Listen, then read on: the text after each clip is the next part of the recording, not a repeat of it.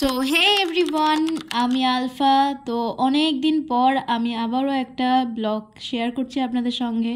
তো ব্লগটা আমি স্টার্ট করেছিলাম 12 তারিখ রাত্রে এবং 13 তারিখ ছিল আমার এক্সাম। ফার্স্ট হাফে ছিল আমার সোশিওলজি এক্সাম এবং সেকেন্ড হাফে ছিল আমার সাইকোলজি এক্সাম। ফার্স্ট হাফে আমার 11টা থেকে এক্সাম ছিল, তো আমি 10টার ট্রেনে গিয়েছিলাম। 10টার ট্রেনটা আমার একটু লেট হওয়ার জন্য আমি প্রায় 10:30 10:40-এর দিকে আমি কলেজ পৌঁছাই এবং 10:45-এ আমাদের কলেজের মধ্যে ঢুকতে দেয়।